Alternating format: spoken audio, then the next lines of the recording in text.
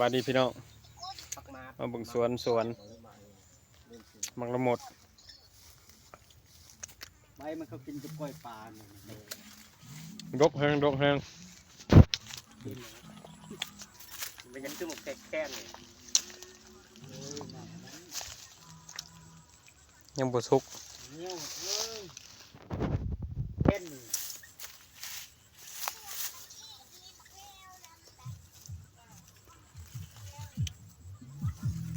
ยังบ่สุกน่าก็เป็นร้ายขนาด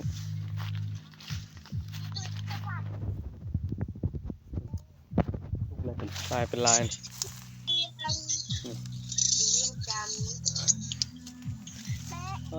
ตัวลายเป็นลายพี่น้องเอ้ยเป็นคนนะ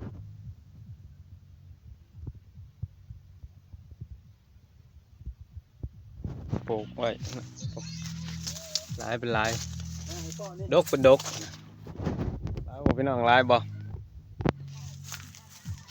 สวนหลังบ้าน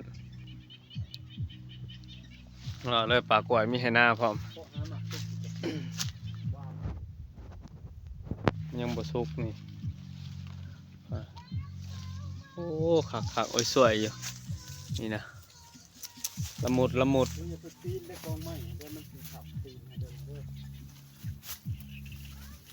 ใช่มะกล้วยมีเลยมะกล้วยงาม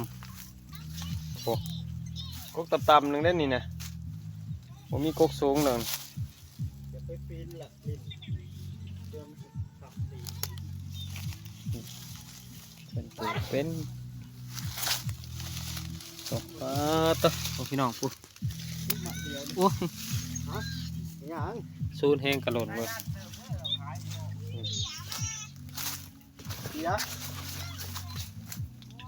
ใหญ่คักเลยนะลุงยังประสบนักคำไว้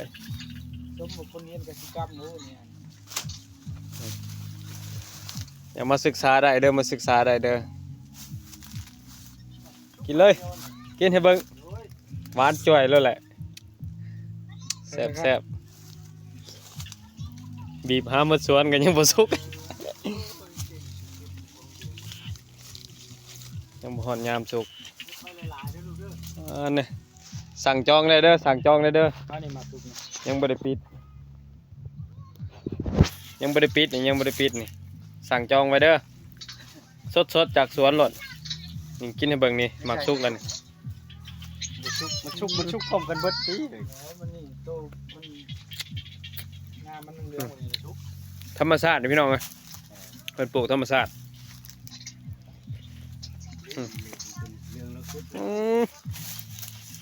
มะกล้วยกันนี่มะกล้วยก็มีนะมะกล้วยก็มี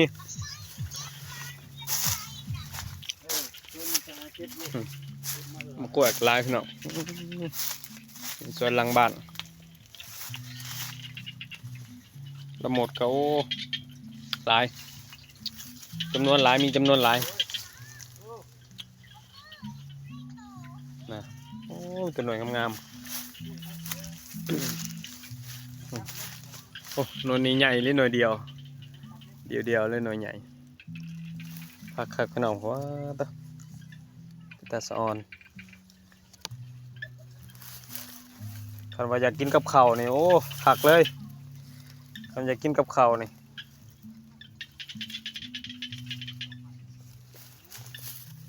หวานคักจ้ะน้ำตาลยังบ่ทอเพราะมาหวานนะสุดยอดเลยโอ้ตาสะออนนี่ต้นนี่กันลายเป็นลายคักแบบนี้แหละผู้ค้ามักนะโอ้ดกพี่น้องเอ้ยสวยอยู่